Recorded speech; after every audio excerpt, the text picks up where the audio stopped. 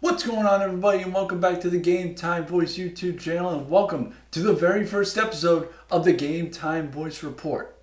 This will be my weekly sports and newscast here on the channel where I go through everything going on in the sports world over the past week, everything interesting, local, international, whatever you want, you will find it here on the Game Time Voice Report. We have a lot of interesting things going on here on this episode, so let's get started. Starting with the very first thing coming up here on the first segment, our beloved Boston Red Sox. So going into the All-Star break, the Red Sox are riding a high unlike anything we've seen in quite some time. An 8-game winning streak, actually it was more, it was a 10-game winning streak, culminated with an amazing series sweep of the Tampa Bay Rays, which included an amazing walk-off win courtesy of a 2-run Cedar Rafael walk-off home run in Game 2 of the series, capped off what was an amazing end to the first half.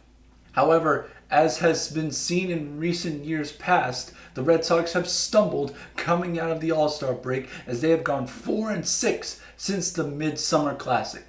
Many factors have added to this slump, with the team batting a measly .210 average since they've come back from the All-Star break.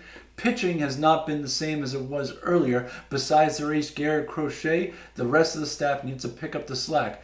Pitchers like Brian Bayu, Lucas Giolito, Walker Buehler, who has had more up and downs than a roller coaster at Canby Lake Park, has been adding to the woes of the Red Sox pitching staff. And to make matters even worse, in their previous series against the Dodgers, the one bright spot in the bullpen, Aroldis Chapman, who is defying the odds here at 37 years of age and has been an all-star all year long, tweaked his back in his last appearance against the Dodgers after going back-to-back days in action for the first time in a real long time. Now, the good news is Chapman will not need back surgery, but he will be out week to week. As Alex Cora has said, they will manage as much as they can to make sure he is ready for an October push. This could not come as a worse time for the Red Sox, as they are deep in the hunt of a playoff push right now going on in the American League. As you can see by this chart, the Red Sox are barely hanging on to the last wild card spot in the American League and are just below the top spot of the American League wild card by just a game against the struggling Yankees, who are finding their own plague of injuries right now. For those of you who don't know how this has gone on or how the playoff system has made going on, so in the American League and the National League, the two top division winners will get a bye into the division series. The third best division winner with the third best record will be the top wild card team, and they will play the last wild card team to get in the standings. So for the Red Sox and what that looks like, if they were to be where they're at right now, if the season were to end today, they will be facing the Houston Astros. Now, that is not the best case scenario for the Red Sox, as their history with the Astros in the postseason is not the best. Yes, they did have that magical win after winning 3 straight in Houston in 2018 on their way to their last World Series, but the year before that, and then 2 years later in 2021, actually 3 years later in 2021, they missed out on a trip to the World Series after losing to the Astros as well. So the Red Sox have to get a better situation now. If they can get into the top 2, they will face the team above them. If they get into the top 1 and the Yankees somehow hold on, I think the Red Sox would much rather prefer to play either the Yankees or the Mariners as opposed to one of the division leaders, especially the Astros or the Tigers. The Tigers have had a little bit of a slip as well. In needing for that to happen, all eyes are on GM Craig Breslow, who I wouldn't say aced his first offseason as the head of the Red Sox, but definitely added some intriguing pieces, bringing in Alex Bregman from the Astros in free agency, signing Aroldis Chapman, who's been a backbone before he got injured in the bullpen, and somehow swinging a deal with the Yankees that has gotten them maybe their catcher of the future in Carlos Narvaez. that is what the look ahead is for the Red Sox right now. Ups and downs, but they are probably in the best position they have been in previous years to make a push for the postseason. Moving on to our next sort of story, which is a real big one if you are following and are a massive baseball fan, as am myself. Jeff Passan just yesterday put out a story on ESPN.com that detailed a meeting that Rob Manfred had, one of 30 that he does, where he goes around and talks with different Major League Baseball teams throughout the year and goes and visits them in person as opposed to talking from his office. However, this one didn't really go as Manfred had planned, as he stopped by the Phillies dugout to talk about the potential of economics and the potential of a work stoppage and something like that. And before he could even get and bring up the idea of a salary cap, which is something that Manfred has been talking about off and on in previous years, Philly star Bryce Harper got up and got in his face and said, if you even think about talking about that salary cap idea, you can get the F out of our clubhouse. Manfred, not backing down, said, I will stay wherever the F I want to stay, and I won't get out of your effing clubhouse, whether you tell me to or not. And they became nose to nose in the clubhouse before Phillies outfielder Nick Castellanos had to play peacemaker between the two. Now, this comes at an interesting time for the MLB, as at the end of next season, not this season, but the end of next season, they are on their way to the end of their current collective bargaining agreement with the MLB and the owners versus the Players Association and the players of Major League Baseball. Now, also in that article that Jeff Passan had talked about and written for ESPN.com, which I encourage you to go check out, he had mentioned that the players are very, very keen in their message and very, very clear in their message with the owners of Major League Baseball. We are not afraid to lose 162 games. If you look at that from a fan's perspective and a fan's point of view, the MLB has really struggled in recent years to try to connect with their fans, but have seemed to hit an uptick this year and definitely last year in bringing in more fans that they might have lost in previous years, which makes the idea of a work stoppage the very last thing the MLB can afford if they want to keep their fans around. You will hear fans and former players talk about the work stoppage in 1994 that they are still trying to recover to this day. And the salary cap is a big part of that sort of rift between the Players Association and the owners of Major League Baseball, as MLB is the only pro league that does not have a salary cap. All three of the other major sports leagues have a cap that you have to spend this amount of money, or you spend this amount of money until you get taxed, or that's the most you can spend in a fiscal year.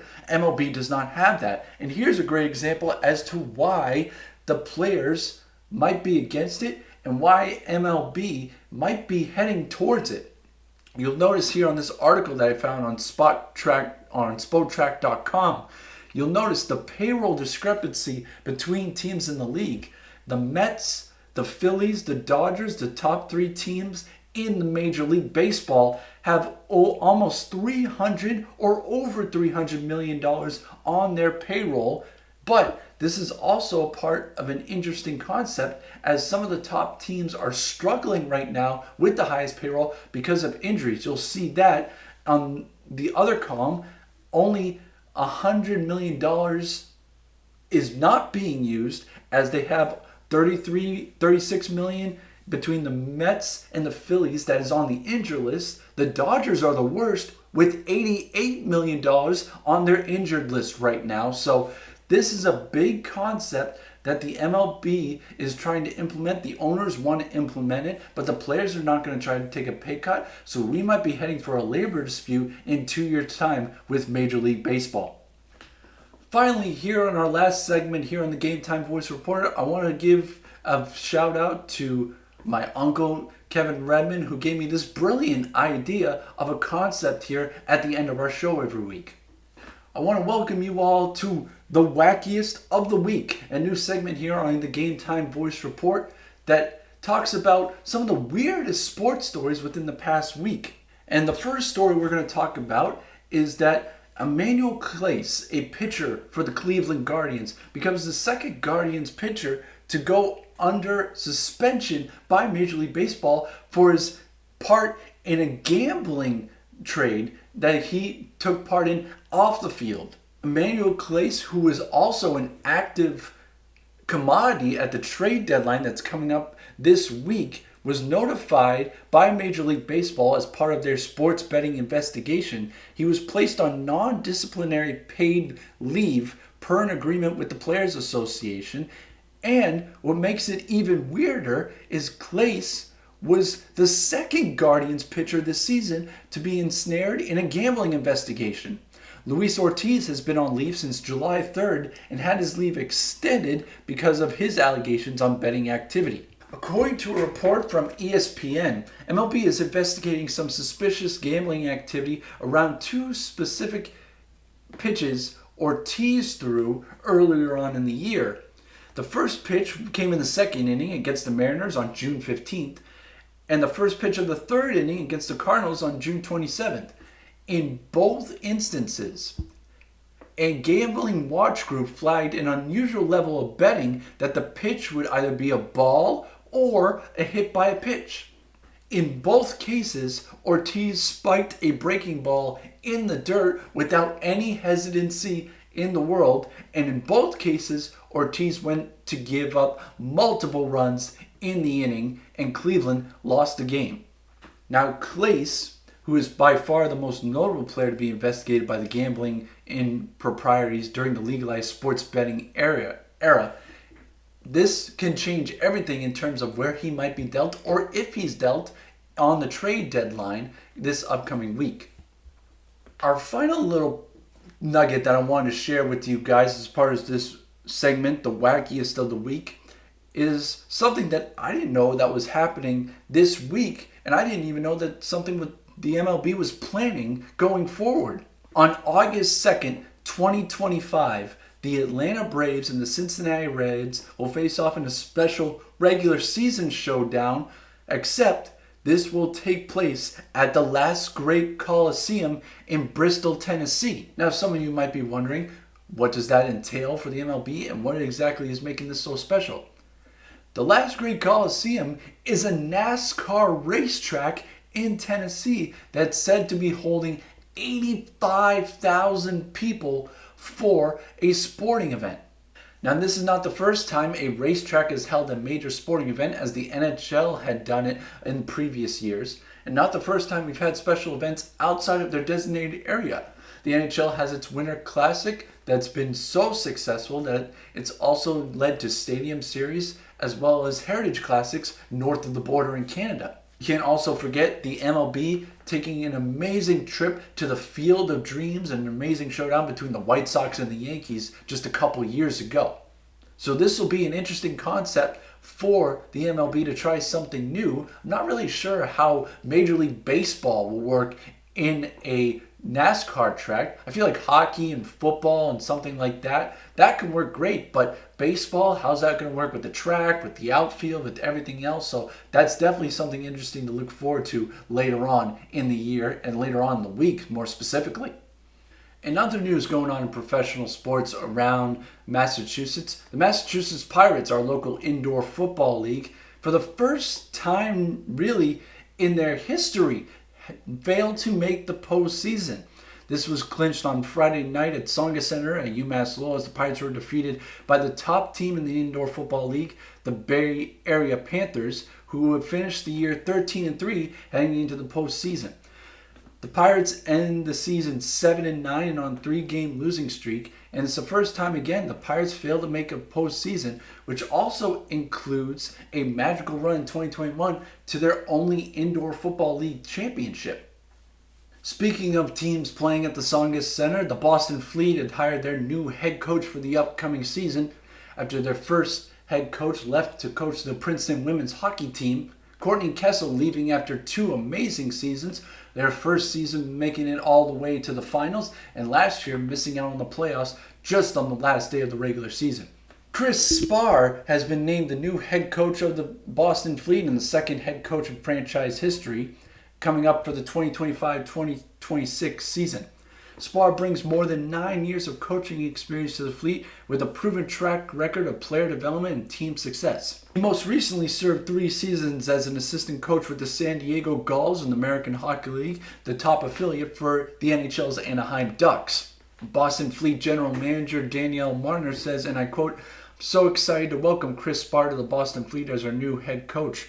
What makes Chris such a strong fit is his experience in the NHL, where coaches are constantly balancing the need to win now with the responsibility of developing players, a challenge that mirrors what we face in the PWHL. Our players need to grow and perform in real time, and Chris understands how to create that amazing environment."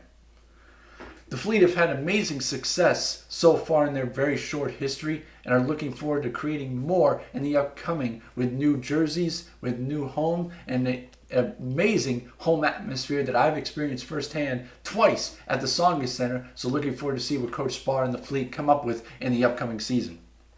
That's all the time we have for today here on the Game Time Voice Report. I want to thank you guys for joining me here on the first episode of this new show. Again, don't forget to like the video, leave a comment down below, and subscribe to the Game Time Voice channel so you don't miss out on any new videos.